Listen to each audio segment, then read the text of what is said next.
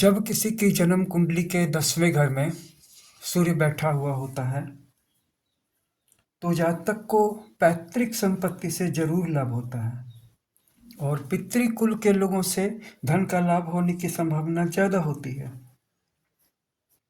उस पर भी यदि यहाँ पर सूर्य मेष राशि वाला हो और उस पर किसी शुभ ग्रह की दृष्टि हो, जैसे बुध की दृष्टि हो, गुरु की दृष्टि हो, शुक्र की दृष्टि हो, तो उसको वो पैतृक संपत्ति बड़ी सुगमता से प्राप्त हो जाती है।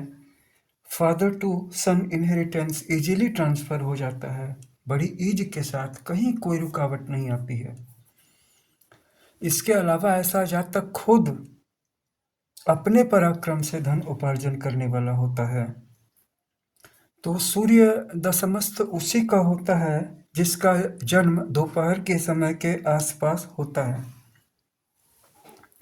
इसी कारण यह कहा जाता है कि किसी का जन्म यदि दिवार्ध या निषार्ध के समय लगभग 2.5 दंड के बीच में किसी जातक का जन्म हो तो वह प्रायः राजा के समान अमीर होता है, धनी होता है।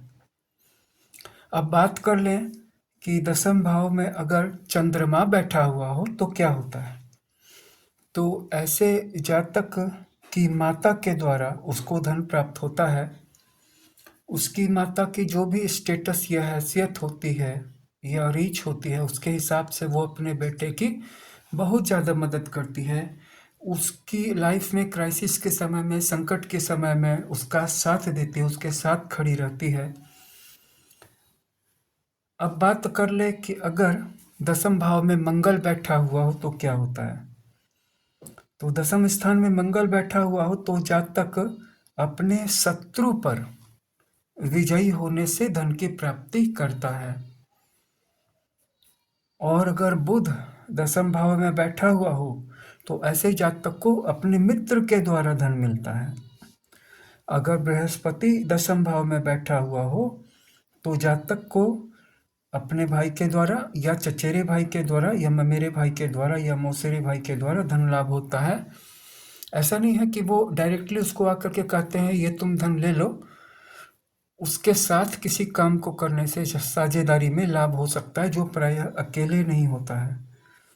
किसी न किसी चचेरे, ममेरे, मौसेरे या फुफेरे भाई के सहयोग से, मार्गदर्शन से या साथ साथ काम करने से उसको धन लाभ होता है। और कई बार ऐसा भी होता है कि वो भाई डायरेक्टली उसको पैसा दे देते हैं या इनकम का सोर्स दे देते हैं या कोई जॉब दे देते हैं या कोई वर्क दे देते हैं।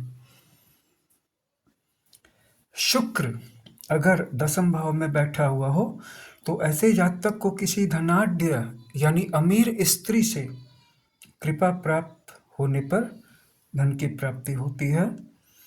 और अगर दसम स्थान में शनि बैठा हो तो मजदूरों के द्वारा, लेबर क्लास के द्वारा, किसानों के द्वारा, नौकरों के द्वारा उसको धन की प्राप्ति होती है।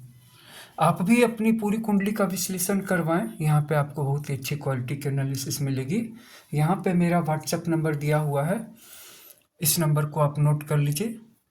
हस्तरेखा, जन्म कुंडली, रत्न और रेमेडीज के बारे में अच्छी क्वालिटी का परामर्श प्राप्त करने के लिए आज ही संपर्क करें।